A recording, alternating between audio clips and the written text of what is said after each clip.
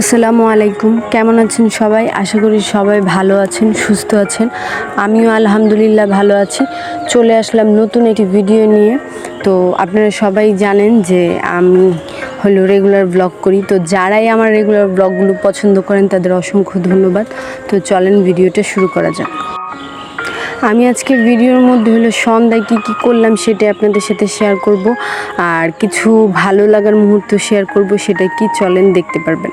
তো প্রথমেই আমি এখানে পেঁয়াজ, মরিচ, ধনেপাতা কাইটে নিচে দেখতে পারলাম। তো আমি এটা সোফার রুমে রাইখা আইসা এখানে আমি দুপুরের যে প্লেটগুলো ছিল এগুলো ধুয়ে নিতেছি। এখন যেহেতু একটু ঠান্ডা পড়ছে আর আমারও একটু ঠান্ডা ঠান্ডা লাগতেছে, তার কারণে আমি একবার হাত ভিজাইলে যত পানির কাজ আছে ওইগুলো একেবারেই করে ফেলে তারপরে আর পানি ধরি না এরকম।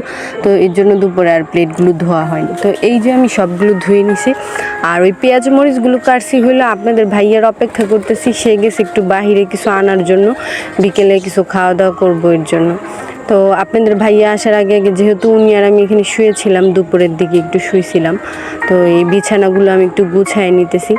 আর একটা কথাই বলবো যে আমি ভিডিও খুব বেশি দিন ধরে করতেছি এমনটা না, আর খুব ভালো ভিডিও তৈরি করতে পারি এমনটাও না, কিন্তু আলহামদুলিল্লাহ আল্লাহ রহমতে আপনারা আমাকে যথেষ্ট সাপোর্ট করেন। যারাই আমাকে সাপোর্ট করেন তাদের অসংখ্য ধন্যবাদ। আর আপনারা যদি চান যে আমি ভিডিওতে কোনো ভুল করি বা অথবা কোনো বিষয় আছে যেটা আপনাদের পছন্দ না, সেটা আপনারা কমেন্টের মাধ্যমে জানাইতে পারেন। তো আমি আর সেই কাজগুলো না করার চেষ্টা করব, অ্যাভয়েড করার চেষ্টা করব। কেমন? এখানে আমার কাজগুলো প্রায় করা শেষ হয়ে গেছে, দেখতে পারতেছেন, সব গুছাই নিতেছি। আর আমাদের বাসার মধ্যে আমার সবচাইতে বেশি ভালো লাগে দুপুরের দিকে। ওই টাইমে প্রচুর পাখির শব্দ হয়, আর আমি ওই টাইমে ভয়েস দেওয়ার চেষ্টা করি যাতে আমার এই পাখির শব্দগুলো আমার ভয়েসের সাথে থাকে। আপনারা কি এটা নোটিশ করেন কিনা আমাকে একটু কমেন্ট করে জানাবেন। কেমন? আর এটা আমি বাসা থেকে নিয়ে এসেছিলাম, আপনারাও আমার এর আগের ব্লগে দেখতে পারছেন যেটা আমি বাসা থেকে আসছিলাম। এটা আমি নিজেই তৈরি করছি একটা কলমদানি। পুরোটা আমি তৈরি করিনি, আমার একটা ফ্রেন্ড তৈরি করছে। সে এখন আর আমার লাইফে নাই, কিন্তু আমি তাকে সবসময় অনেক মনে করি। আল্লাহ যদি কখনো তার সাথে আমার দেখা করায় তাহলে আমি অবশ্যই বলবো যে আমি আজও তার এই স্মৃতিটা ধরে রাখছি। আর যদি কোনো সময় দেখা হয় আপনাদেরও দেখাবো। কেমন? তো এইখানে আপনাদের ভাইয়া চলে আসছে আমাদের বিকেলের নাস্তা নিয়ে। আমি, আম্মু আর তোমাদের ভাইয়া, এই তিনজনই বাড়িতে আছি, আর কেউ বাড়িতে নাই। কারণ মেজো বাবি গেছে বরাবরের মতো বড় আপুর বাসায়। আপু যেহেতু বিকেল হইলেই ভাবি ওই বাসায় যায়। আর তো বাবা দোকানে, তো উনিও খাওয়া দাওয়া করে দোকানে চলে যাবে, তারপর বাবা আসবে। এই জায়গাটাই না একটা স্পেশাল মুহূর্ত। কেন বলতে পারো?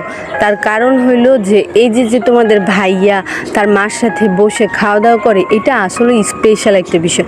তার বাবা মা এখন আল্লাহর রহমতে জীবিত আছে। সে চাইলে পরিবারের সাথে একসাথে বসে খাওয়া দাওয়া করতে পারে, কিন্তু কেমন অসংখ্য মানুষ আছে যে ভাইয়া বা আপুদের মা বাবা নাই, তারা পরকালে চলে গেছে, তাদের এটা খুবই মিস করে, যেটা আমরা আল্লাহর রহমতে পাই। আমার বাবা মাও জীবিত, তার বাবা মাও জীবিত, আল্লাহ যেন তাদের নেক হায়াত দান করে।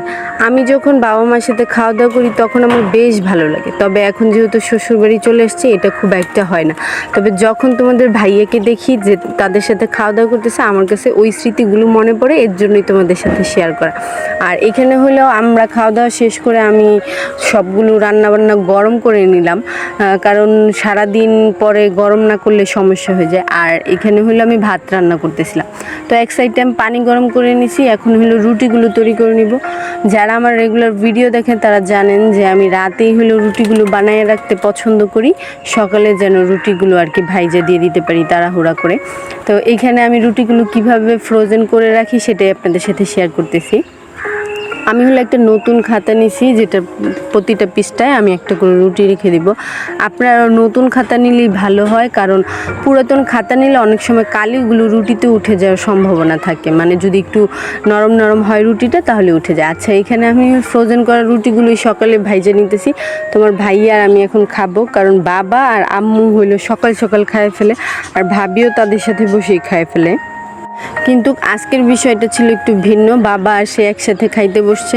তো বাবার আগে খাওয়া শেষ হয়ে গেছে, বাবা চলে গেছে দোকানে। এখন তোমার ভাই আর আমি একসাথে বসে বসে গল্প করতেছি আর খাইতেছি। এখন বিদায় নেওয়ার সময় হয়ে গেল। দেখা হবে নতুন একটি ভিডিওতে। আসসালামু আলাইকুম, সবাই সুস্থ থাকবেন। কেমন?